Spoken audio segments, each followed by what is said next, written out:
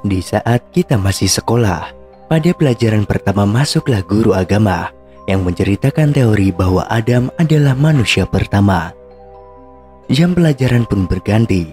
Masuklah guru sejarah yang menceritakan teori Homo sapienslah, manusia modern pertama. Namun, dari kedua teori itu, tidak mungkin kedua-duanya benar, atau kedua-duanya itu hanyalah sudut pandang yang bisa disatukan dengan teori baru.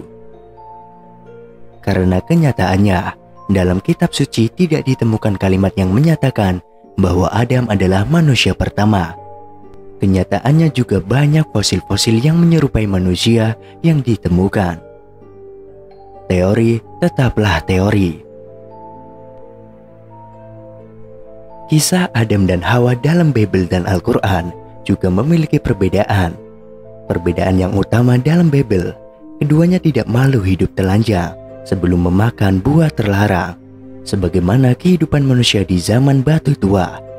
Sedangkan dalam Al-Quran, keduanya digambarkan hidup memakai pakaian, tapi pakaian tersebut terlepas setelah mereka memakan buah terlarang.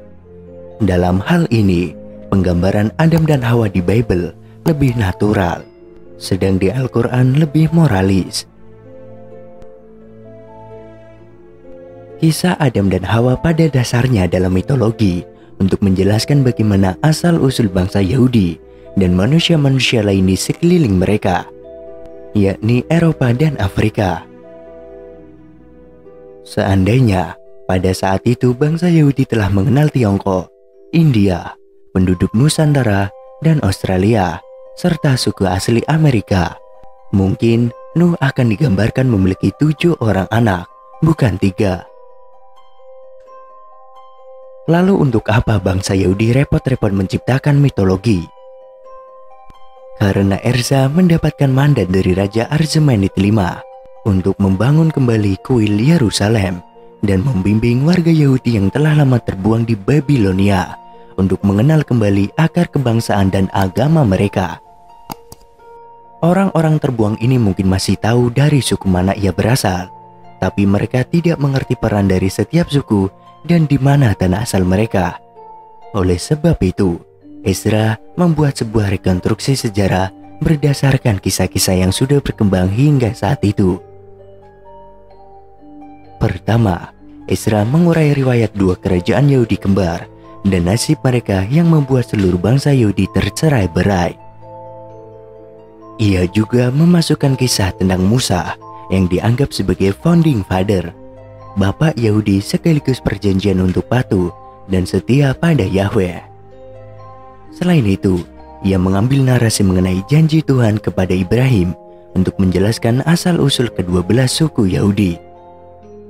Rekonstruksi ini lalu diakhiri dengan kisah penciptaan dan penghancuran manusia dari Adam ke Nuh, yang meminjam motif dan struktur cerita dari kisah-kisah Babilonia dan Sumeria kuno untuk menjelaskan posisi bangsa Yahudi di antara bangsa-bangsa lain di sekitar mereka. Kisah mito-historis ini lalu digabungkan dengan catatan hukum yang ia anggap ditulis oleh Musa sebagai sebuah peraturan yang harus ditaati semua orang yang tergabung dalam komunitas Yahudi ini. Seluruh narasi dan aturan tersebut kemudian dikompilasi oleh Erza dan diberi nama ajaran atau Torah. Pada awalnya, tidak ada yang menganggap Torah sebagai kitab yang diturunkan oleh Tuhan kepada manusia. Seluruh kisah dalam Torah dibaca sebagai petunjuk komunitas. Jika Anda berasal dari suku Levi, maka memiliki peran sebagai orang pendeta. Bila Anda berasal dari Naphtali, maka nenek moyangmu berada paling utara. Bila Anda bertemu dengan orang Arab, ketahuilah mereka bukan orang Yahudi tapi masih berkerabat dekat dengan kamu. Dan orang-orang non-Yahudi yang tinggal di Palestina, mereka itu adalah keturunan Kanaan. Orang ini sudah dikutuk oleh Nuh untuk menjadi budak kamu. Perangilah mereka, jangan dikasih ampun. Dengan kata lain, kisah Adam dan kisah lainnya di Torah pada awalnya memang diperuntukkan sebagai pangguduan komunitas Yahudi yang tidak mengenal sama sekali identitas dan jati diri mereka sebagai akibat dari pengasingan yang sangat panjang. Itulah sebabnya janji Tuhan di Torah tidak jatuh dari masalah tanah, hidup makmur dan beranak pinak, yang nantinya bagaimana komunitas yang telah terbangun ini bisa tetap utuh ke depannya. Situasi mulai berubah setelah orang Yahudi mengenal perilaku bangsa lain.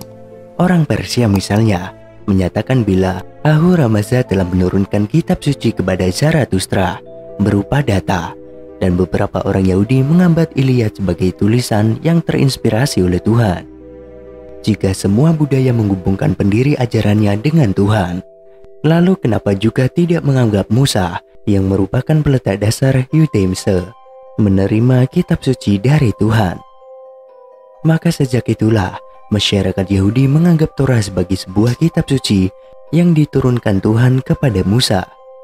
Kepercayaan bahwa Torah adalah kitab suci dari Tuhan yang turun dari langit mungkin menguat pada abad kedua dan menjadi fenomena umum di Timur Tengah, menyusul kemunculan kitab-kitab baru yang juga mengklaim turun dari langit dan berasal dari Tuhan.